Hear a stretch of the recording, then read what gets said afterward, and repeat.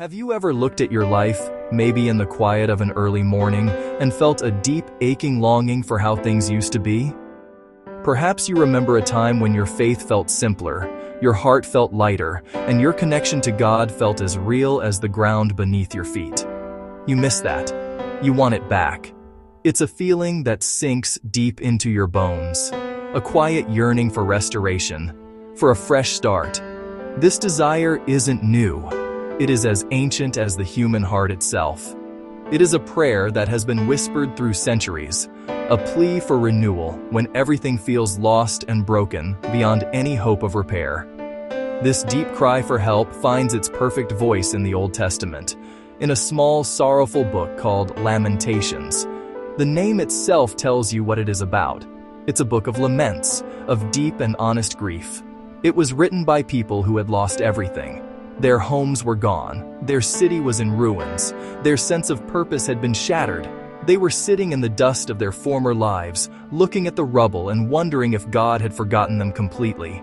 Their sorrow was not hidden or polite. It was raw, real, and poured out directly to the one they still believed could hear them. From this place of loss and desolation, one of the most powerful prayers in Scripture emerges. It's a desperate, beautiful plea. A heart, though broken, still beating with a flicker of hope.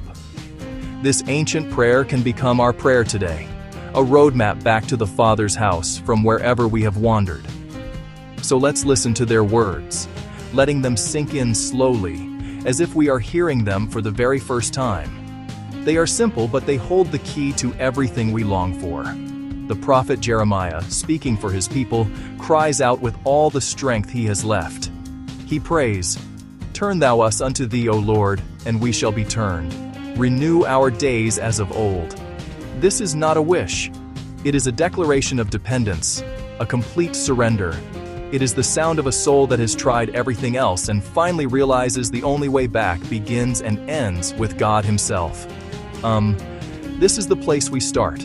Let's look closely at the first part of this powerful prayer. Turn thou us unto thee, O Lord. Turn thou us unto thee, O Lord. This is such a humble and honest request.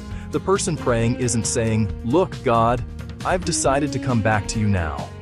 They are not boasting about their own strength. They are not boasting about their own decision to change. Instead, they are admitting something profound. They are saying, "God, I can't even make the first move on my own. I am so stuck. I am so lost. I need you to initiate the turning.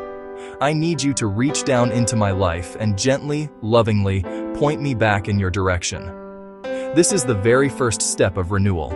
It is a step of complete surrender. It is recognizing that our own efforts to fix ourselves, to be better, or to earn our way back to God are not enough. We can try to rearrange our habits. We can make resolutions. We can promise to do better next time. But on our own, our hearts remain pointed away from Him. The prayer acknowledges that the gravitational pull of our own brokenness is too strong. We need a power outside of ourselves to change our orientation, to shift our focus from our problems and our pain back toward the source of all healing and all hope. Think of it like being lost in a thick, unfamiliar forest. The sun has set. Darkness is closing in. Every direction looks the same. You can walk for hours, convinced you are heading towards safety, only to find yourself back where you started, more tired and more hopeless than before. In that moment, what you need most is not a better map. It's not a stronger will. You need a guide. So, this first phrase is not about our action, it's about our permission. We are giving God permission to work in our lives. We are opening the door of our hearts, even just a crack, and saying, "God, please come in and do what I cannot do for myself. I am ready to be turned. I am tired of facing the wrong way. I am tired of chasing things that leave me empty and more lost than before. Please, Lord, turn me. Turn my attention.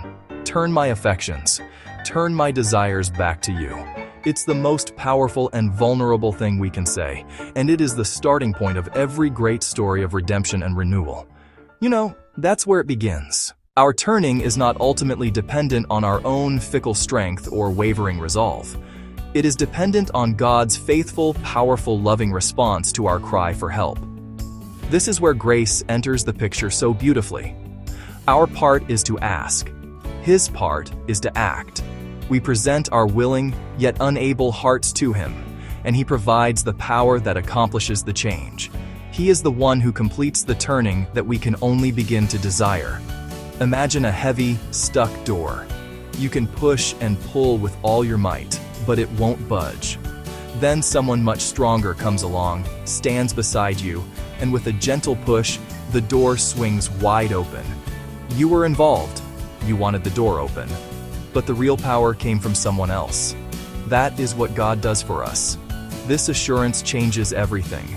It removes the pressure from our shoulders.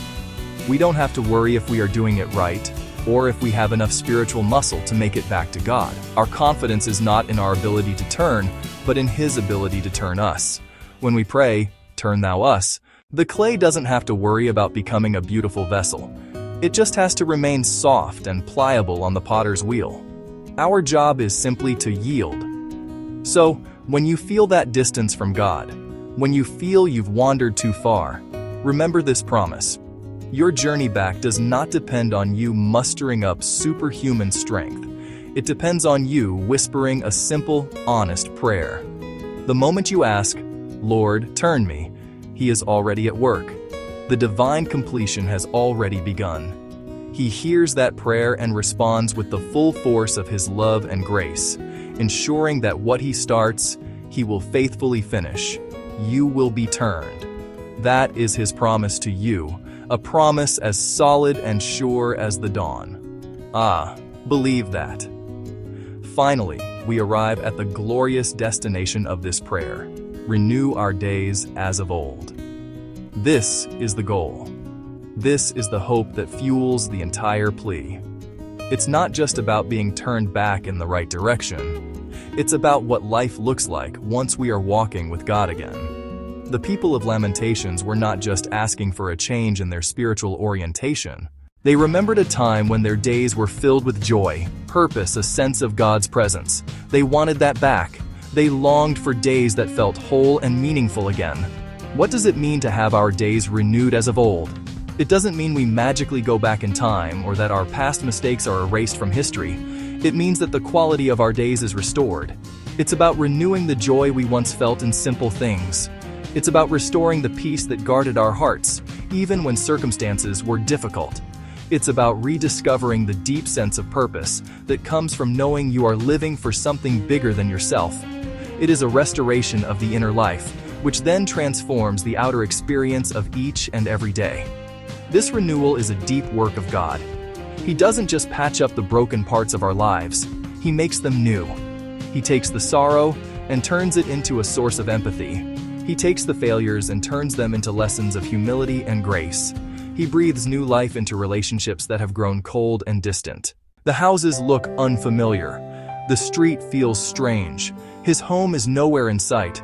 Fear begins to set in. He could try to find his own way back, but he is confused and scared. He doesn't have a plan. He just has a name. He trusts his Father will hear and come. The child looks back toward the house with the front door wide open and warm light spilling out. That is the heart of the prayer. Turn thou us unto thee, O Lord. The cry of a lost child who stopped trying to find his own way home. An admission of being utterly lost without our Father. We wander off, distracted by butterflies of our own, ambitions, desires, worries. We follow them until we end up in a place we don't recognize, alone and far from home. Our best efforts only tangle us more. The beauty is in the Father's response. He hears the cry. He doesn't wait. He doesn't scold. And we shall be turned. The child's confidence that the Father will come. He knows his cry will be answered. The turning isn't from the child's frantic search. It's the Father's loving pursuit. He scoops the child up. He holds him close. He carries him back to the safety and warmth of home. This is how our Heavenly Father answers our faintest cry. The moment we admit we are lost and call His name, He is already on His way. He doesn't ask us to find our way back to the porch. He comes to where we are in our confusion and fear and brings us home. This is the essence of His grace. This grand promise of renewal is not just a beautiful idea, it is an invitation for this very moment. It begins with a single, small step of honesty. So let me ask you a gentle question. Take a quiet moment to look at your own heart. Can you identify one small thing that keeps you at a distance from God? It doesn't have to be a monumental sin. Maybe it's picking up your phone before you say good morning to God. Maybe it's the critical spirit toward a coworker. Maybe it's the worry you nurse instead of giving it to Him. Identifying this is not an exercise in shame. It is an act of courage. It pinpoints the starting place for your prayer of turning. Say, Lord, right here in this small habit, turn me. Turn my eyes from my screen to your face. Turn my critical thoughts to compassionate ones. Turn my anxious heart toward your peace. I can't do it on my own, but I give you permission to work right here. God loves to respond to specific, honest prayers. He delights in helping with the small steps. Before we end, let's pray together. Merciful and restoring God, we cry out to you today. Turn us back to you, O Lord. If our hearts have wandered, draw us near again. If we have grown cold, awaken our spirit. If we have fallen, lift us by your grace. Lord, we cannot restore ourselves without you. Change our hearts from the inside out. Break every stubbornness, remove every distraction, and renew our desire to walk closely with you. Restore the joy we once knew. Renew our days with your presence, your peace, and your favor.